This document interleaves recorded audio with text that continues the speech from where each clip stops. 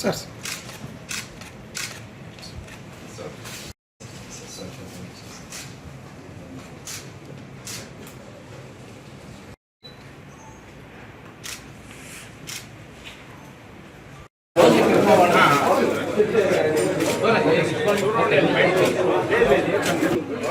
Okay sir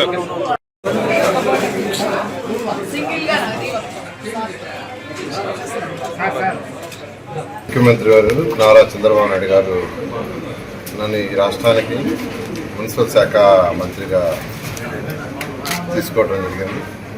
గతంలో 2014 నుంచి 19 దాకా మున్సిపల్ శాఖ మంత్రిగా సిఆర్డీ అమరావతి రాజధాని కూడా ఇచ్చారు. ఈ రాష్ట్రంలో 2014 నుంచి 19 దాకా అనేక సంవత్సరాలు బిల్డింగ్ అప్రూవల్ అంటే ఆన్లైన్లో వితిన్ మినిట్లో అప్రూవల్ వచ్చే సిస్టమ్ని తీసుకొచ్చాం. అదేవిధంగా మున్సిపాలిటీలో అనేక సంస్థలు తీసుకొచ్చాం. ప్రజలకి ఉపయోగపడేట్టుగా ప్రజలు ఆఫీసుల చుట్టూ తిరగకుండా ఉండే విధంగా అనేక సంస్థలు పేదలు నిరుపేదలకి దాదాపు 11 లక్షల ఇళ్ళు శాంక్షన్ చేసి హై టెక్నాలజీ సిల్వర్ టెక్నాలజీతో వాటిని నిర్మించడం జరిగింది. అయితే కొన్ని ఇన్కంప్లీట్గా పోవడం జరిగింది. అదేవిధంగా అమరావతి రాజధాని తీసుకుంటే అందరికీ తెలిసింది 2015 జనవరి 1 ల్యాండ్ పుల్లింగ్ నోటిఫికేషన్ ఇస్తే 2015 ఫిబ్రవరి 28వ తేదీ అంటే కేవలం 58 రోజుల్లో 34,000 ఎకరాల రైతులు ఆ రోజు ప్రభుత్వానికి ఇవ్వడం జరిగింది. అది కేవలం మా నాయకుడు చంద్రబాబు నాయుడు గారు నమ్మకంతో ఇచ్చారు. దానికి తగ్గట్టుగానే దాదాపు 48,000 కోట్ల రూపాయలకి టెండర్స్ యాక్చువల్గా శాంక్షన్ చేయడం,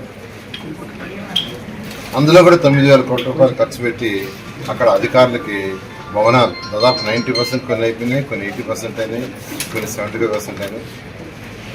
అదేవిధంగా road, drains, underground drainage system మొత్తం దాదాపు 9,000 కోట్ల రూపాయలు యాక్చువల్గా ఖర్చు పెట్టడం కూడా జరిగింది.